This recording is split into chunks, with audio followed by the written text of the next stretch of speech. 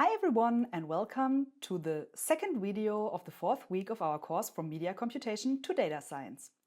In the last video, Jens explained to you how to get data into Snap, how to access rows and columns, which we call fields and records in data science, with the item of and the map block, and he showed you how to filter simple data for a condition.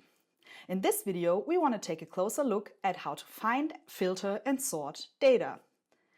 For that, I want to tell you a story about my Dungeons & Dragons pen and paper roleplay group in which I'm playing a bard character.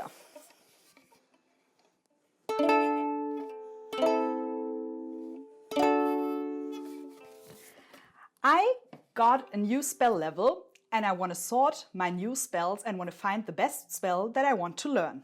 For that, I got a list of all D&D spells from my friends. Let me drag that into Snap.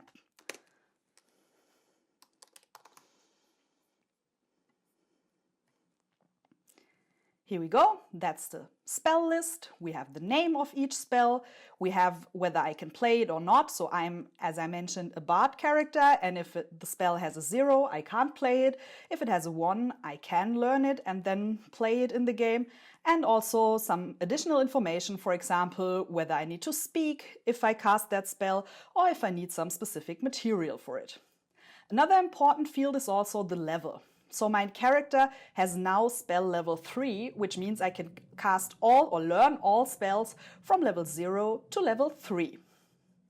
Let's first create a variable, which I call fields, in which we want to store the first item so we can see which fields we want to look at. So our fields variable is going to be item 1 of my D&D spells, and here again we can see the first field or first item is the name, the second is the level, and now I heard about a really cool spell that is called Fireball. I want to find out whether I can learn that Fireball spell. So for that I want to use the find first item block. This block is very good if you know that a specific item only occurs once in a list, because then you can find the first occurrence and don't have to look through the rest of the list. So in this case, I guess our list only has one fireball, so I'm going to search for it. The first input here is a condition. So what I want to find out is whether the name of that spell, so the first item, is called Fireball, and I want to do that with my spell list. If I click on it now, I will find the Fireball spell, which, cool, I can learn with spell level 3, but unfortunately field 11, which indicates whether a bard can play it or not, is 0, so I can't learn that spell. Maybe we need to look for something different. For that, it might be a good idea to filter the whole spell list based on whether whether item 11 is 0 or 1. So I only get back the spells that I can actually learn as a bard. Like in the last video with Jens, I'm going to use the keep block for that. I want to keep items from the D&D spells where the 11th item is a 1. So let's do that with the equals block, and I want the 11th item to be 1. If I click on that now, I still get 120 spells, and as I mentioned, I'm only spell level 3. Here are also some with 5 or 4 or even 8 that I can't learn.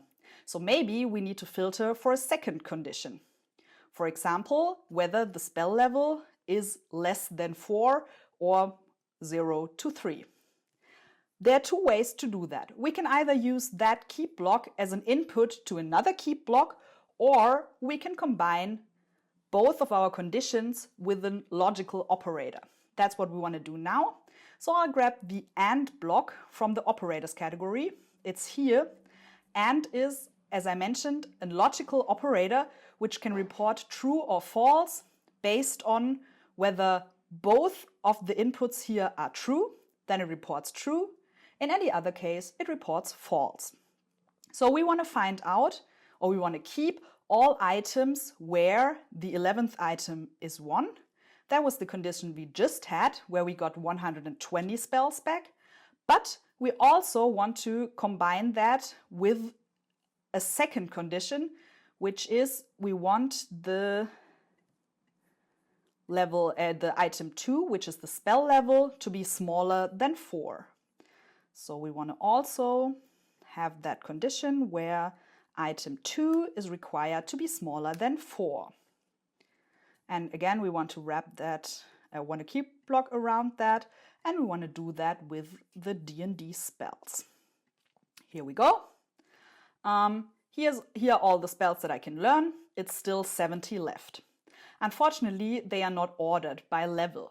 So the last time I could already learn spells with level 0, 1, and 2, but for some reason I didn't want to. Maybe they were boring or there were other better spells. So now I want to first take a look at the spells that I can learn newly now. So the level 3 spells. For that, I want to sort my data. To sort data, we need to import additional blocks in a library. That's pretty easy to do. You can access all libraries from the file menu here, if you click that, and then you can select the libraries option. Here you can see all libraries that we have. There are multiple ones that contain sort blocks. We want to use the frequency distribution analysis in this case, because that's the one that we will use throughout the rest of the course as well. So let me import that, and all the blocks that are in this library will now appear at the end of their specific category. So for example, the sort block is a list block, so will appear at the bottom of the variables category where all the list blocks are. If I drag it out now, you can see that the sort block has 2 inputs.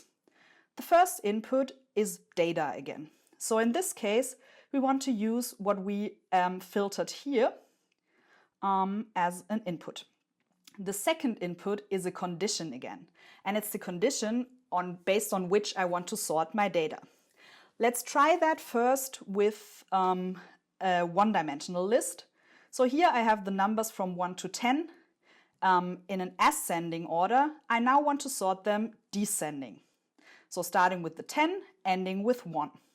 For that we can use the sort block, and we can input that here, and as a condition, we now need one of those comparators, the greater block, because we want the greatest item at the beginning. So the first item should be greater than the second, greater than the third, and so on.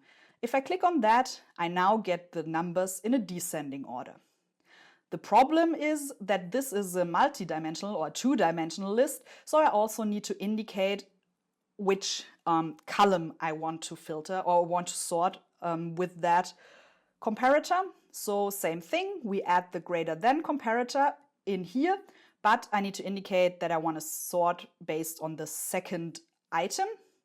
So I'll input item 2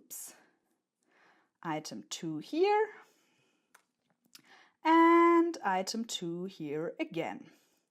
If I do that now, I'll get all my spells sorted in a descending order based on their level. So those are the new ones that I could learn with level 3. Then I have all the ones with level 2, and finally the ones with level 1 and 0 that I could already learn. So that might help deciding which spell I want to learn next.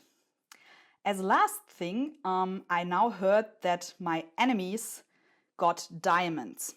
So our adventurers group now needs to find out what we can do, or what the enemies can do with those diamonds.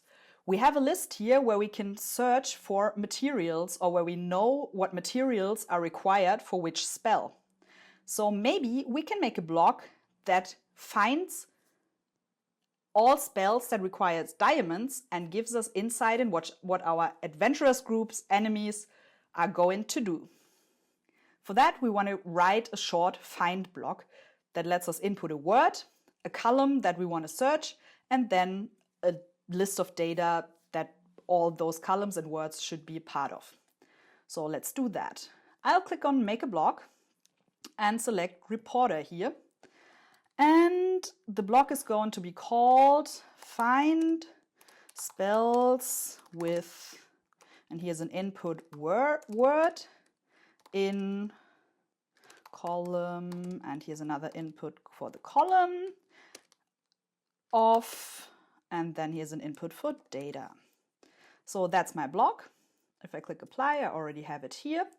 So let's just make our test case. I want to find spells with diamond. In column 22 is the materials of our D&D spell list. If I click here now, nothing happens because it doesn't report anything.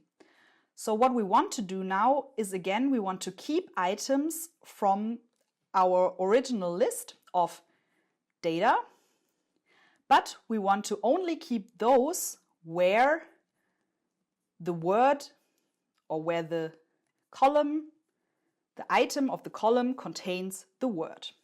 So we want to contain the word, and here we want to search for the column, but the column or the item of the column might contain multiple words, so we need to split that so we can access each word and check if it's the word that we're looking for here, in this case diamond.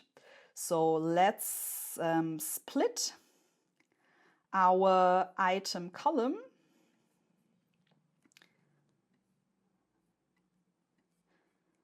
by word, and then let's check whether that contains this word.